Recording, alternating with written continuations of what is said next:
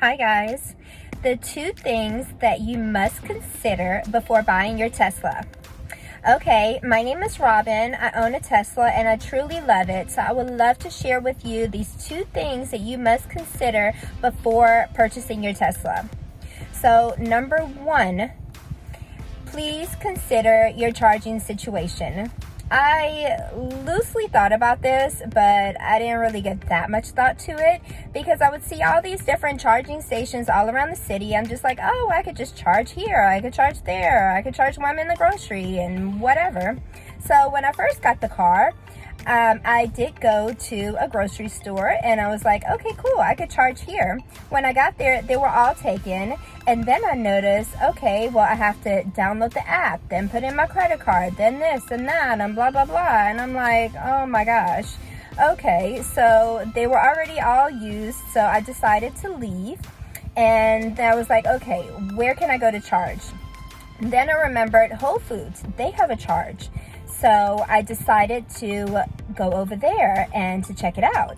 Well, when I got there, one of them was broken and the rest were used.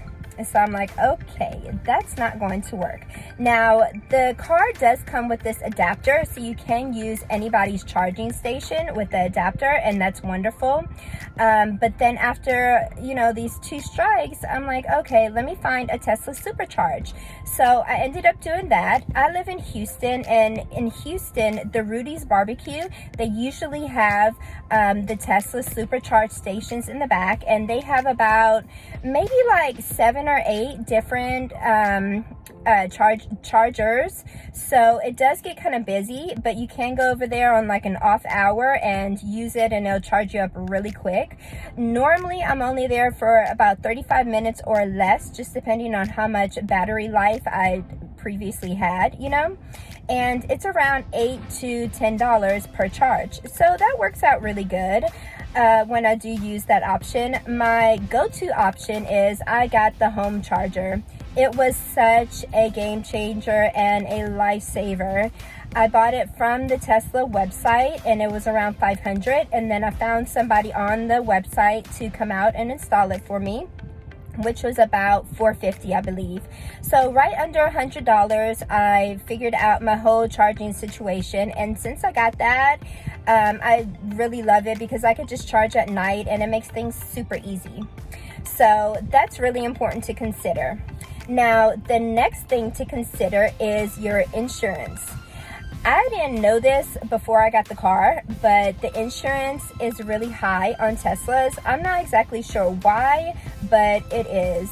And with my previous vehicle, I did total it, so I already knew my insurance was going to go up some, but when I purchased a Tesla, it went up a lot. So that's really important. So give your insurance company a call and ask them for a quote, and do consider that, because if you're really working on a budget and you don't have that extra money to factor in, it's really important to get the true numbers before you commit to this purchase. So now with that being said, I do want to share my two favorite features of the vehicle. So my first one is dog mode. Dog mode is inside of the screen where the AC is located. It's a button that you can press to allow the AC to stay on when you have your pet in the car with you. So I'm usually with my 15-year-old Pomeranian, and let's say that I'm going to run into the bank really quick. So I'll put dog mode on, and then on the screen it appears a message with the temperature, and it's just saying, don't worry, my dog is okay, this is the temperature, my owner will be right back, and then you could also control this feature from the app on your phone. So that's really nice. The second feature that I truly love is the suspension. So the suspension, once again, it's located in the screen, and you can raise or lower the suspension while you're still driving the car. So it's super cool. It goes from really high to low, and I use it a lot. It's an awesome feature. You don't want to get all the bottom of your car scratched up. So check it out. Use the suspension feature. So those are just some Tesla tips. If you have any questions, concerns, please do comment below. Okay, so I wanted to show exactly where the dog mode is. So over here, you press the little air, and then right down here, here's dog. So I just like to make sure it's high, so it's on 6, and then you could just press dog. Okay, and then you hear it come on. So that's pretty much it. Now when I get out the car, then you'll see the screen. So let's check that out. And here's the dog. Okay, it's kind of hard to see, but it says, "My owner will be back soon. Don't worry, the AC is on and it's 74 degrees.